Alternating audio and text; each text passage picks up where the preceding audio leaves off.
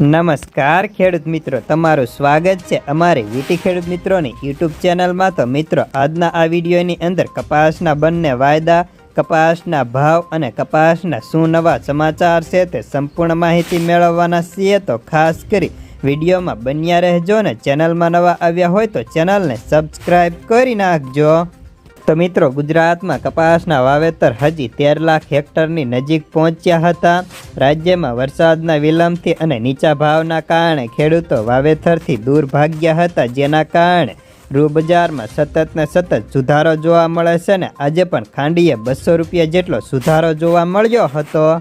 જ્યારે વરસાદથી કપાસની આવકો બરાબર ધક્કો માર્યો છે। સમગ્ર સૌરાષ્ટ્ર અને ગુજરાતમાં આવક સિઝનની તળિયે લેવલે પહોંચી ગઈ હતી ને આજની વાત કરીએ તો આજે ફક્ત ગુજરાતની અંદર 8થી લઈને 10,000 મણની આવક હતી। વરસાદ હજુ 3 દિવસ પડવાની શક્યતાઓ છે, એટલે આવક થશે નહીં અને ખેડૂતોની વાવણી પૂર્ણ થવાની સંભાવના કગાર ઉપર છે।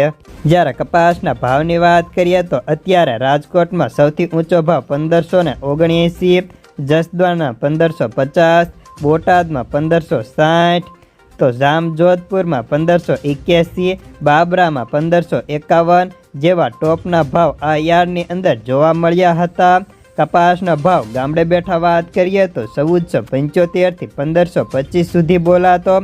જોકે ગામડે બેઠા પણ ખેડૂતોને સાટા ખૂબ જ પાખા જોવા મળતા। સૌ ખેડૂતો અત્યારે વરસાદને વધાવીને વાવેતરમાં વ્યસ્ત બન્યા હતા। કપાસની બજારમાં આવક હવે બહુ મોટી વધે તેવી પણ ધારણા નથી। જોકે સામે લેવાયેલી નો ટેકો મળશે તો બજારમાં જરૂર સામાન્ય તેજી જોવા મળી શકે।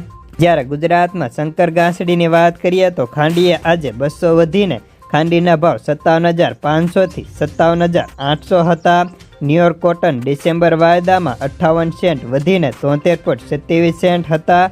કપાસિયા ખોળ વાયદામાં પણ ₹34 ઢીલા પડીને 2820 રૂપિયા હતા। તો કપાસિયા સૌરાષ્ટ્રમાં ₹630થી 665 બોલાતા। તો ખોળની વાત કરીએ તો ખોળના ભાવ 1625થી 1745 બોલાતા હતા।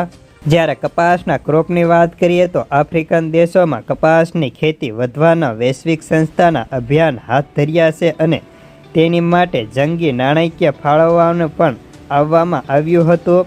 ચીનમાં કપાસના ક્રોપની સ્થિતિ ખૂબ જ સારી એવી સુધરતી જાય છે। તો કપાસના ઊભા ક્રોપમાં હાલ ફૂલફાલ અને જીંડવા બેસવાનો સમય શરૂ થઈ ગયો। આગામી 1 મહિનામાં હવામાન અનુકૂળ રહેશે તો કપાસનો ક્રોપ ચાઇનીઝ નક્કી કરે તે પ્રમાણે યાર્ડમાં ત્યાં આવવા લાગશે। તો બસ આજના કપાસના સમાચારમાં આટલું જ। ધન્યવાદ।